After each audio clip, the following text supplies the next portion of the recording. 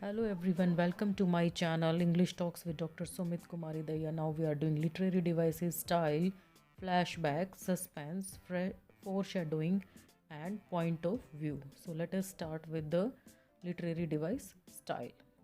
तो चलिए देखते हैं कि स्टाइल क्या होता है.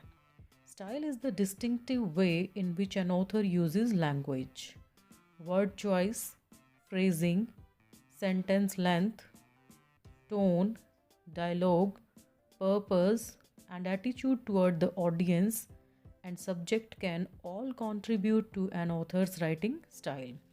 तो एक विभिन्न तरीके का अपना ही अलग तरीके का एक जो मेथड होता है जो एक ऑथर लैंग्वेज को यूज़ करता है एक विभिन्न तरीके से, बहुत ही भिन्न तरीके से, तो उसको कहते हैं स्टाइल. और जो उस स्टाइल क्या इंक्लूड करता है, वर्ड की चॉइस, फ्रेजिंग, सेंटेंस की लेंथ कितनी रहेगी, क्या टोन है, क्या डायलॉग है, पर्पस क्या है, क्या एटीट्यूड है ऑडियंस की तरफ वर्ड्स को लेके, शब्दों को लेके, और सब्जेक्ट क्या है, ये सब मिलके जो है एक ऑथर की राइटिंग स्टाइल पे कंट्रीब्यूट करते हैं. तो स्टाइल जो है वो एक इम्पोर्टेंट फॉर्म है किसी भी वर्क का, लिटरेरी वर्क के सक्सेस होने में, जो कि पोइट्री में, ड्रामा में, नोवेल में, शॉर्ट स्टोरी, ऐसे राइटिंग, जो भी कोई चीज़ है उसमें स्टाइल का होना बहुत ही अति आवश्यक है. तो चलिए करते हैं next literary device, suspense. Suspense का मतलब क्या होता है, it is the growing interest and excitement readers experience while awaiting a climax or resolution in a word of literature. It is a feeling of anxious uncertainty about the outcome of event. Writers create suspense by raising questions in the minds of their readers. तो suspense क्या होता है, धीरे धीरे लोगों का interest बढ़ना, excitement, उत्तेजना बढ़ना रीडर की, और वो इस चीज़ को एक्सपीरियंस करे जैसे जैसे स्टोरी जो है वो क्लाइमैक्स या रेजोल्यूशन की तरफ बढ़ती है वर्ड ऑफ लिटरेचर में, और साथ में उत्सुकता भी बनी रहे. Anxious, it is a feeling of anxious uncertainty, उत्सुकता बनी रहे अनिश्चितता के साथ कि पता नहीं अब क्या होगा, ये होगा कि ये होगा, इसका क्या आउटकम निकलेगा. और राइटर जो है वो सस्पेंस इसलिए क्रिएट करता है वो ताकि लोगों का इंटरेस्ट उसमें बना रहे, और साथ में वो किस तरीके से करता है, वो क्वेश्चंस राइज करेगा रीडर के माइंड में.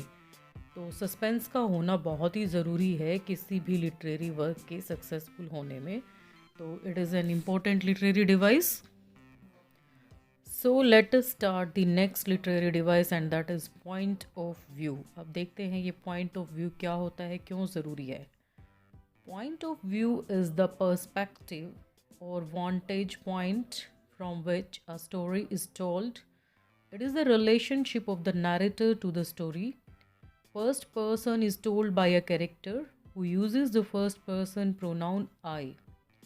Third person limited point of view is the point of view where the narrator uses third person pronouns such as he and she to refer to the characters.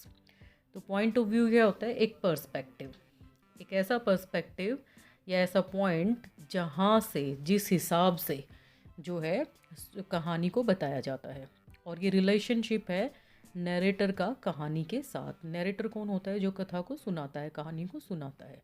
तो कहानी के साथ जो narrator का relationship है वो किस पर्सपेक्टिव से, किस एंगल से, किस तौर तरीके से सुनाया जाएगा, that is called as point of view. तो फर्स्ट पर्सन जो होता है वो एक, it is told by a character who uses the first person pronoun I. तो फर्स्ट पर्सन जो होता है वो आई होता है यहाँ पर, और वो एक कैरेक्टर जो है उसके बारे में जो बताया जाता है वो फर्स्ट पर्सन प्रोनाउन आई जो है वो उसको बताएगा.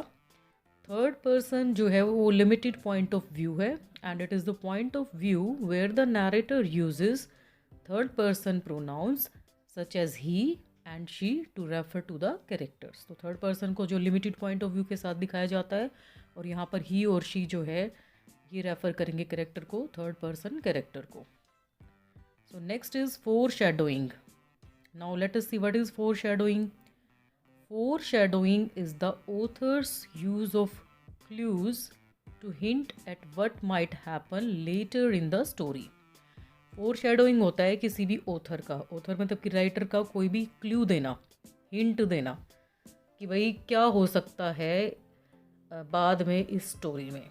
मतलब कि इस इवेंट के बाद, पर्टिकुलर इवेंट के बाद स्टोरी में क्या हो सकता है, ऑथर क्या क्लू यूज़ करेगा, क्या हिंट यूज़ करेगा स्टोरी में। Writers use foreshadowing to build their readers expectations and to create suspense. तो राइटर क्यों यूज़ करते हैं फोर शेडोइंग को, क्यों ज़रूरी है ये?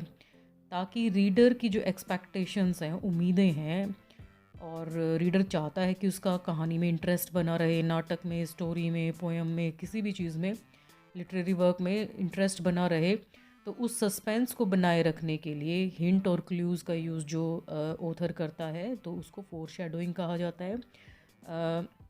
स्पेलिंग पे ध्यान देंगे, FORESHADOWING, it is foreshadowing. This is used to help readers prepare for what is to come. तो ये जो है रीडर्स को हेल्प करता है ये देने में कि भाई क्या आने वाला है, तो वो अंदाज़ा लगाएंगे कि ये भी हो सकता है कहानी में, ये भी हो सकता है। दो ऑप्शंस हो जाती हैं उनके पास, तो एक बहुत अच्छा सस्पेंस क्रिएट हो जाता है कहानी में, तो इसलिए फोर शेडोइंग का यूज़ किया जाता है। तो नेक्स्ट लिटरेरी डिवाइस हम करते हैं, एंड दैट इज़ फ्लैशबैक। तो क्या होता है फ्लैशबैक?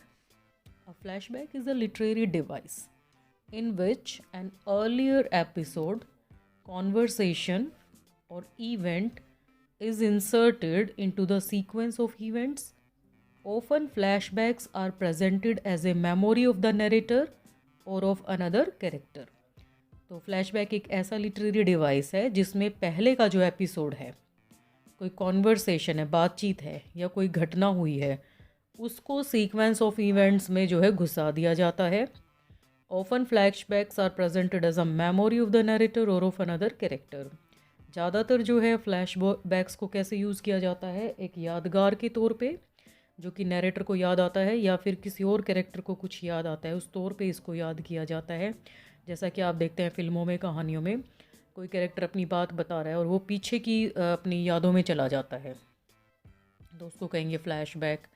जैसे बात करते करते जो है नरेटर को लगेगा कि भाई, या किसी और कैरेक्टर को, कि मैं तो पहले ऐसे वैसे करता था, तो वो अपने गांव की यादों में खो जाता है, तो वो हो जाएगा उसका flashback. So thanks for watching these important literary devices. Thank you so much.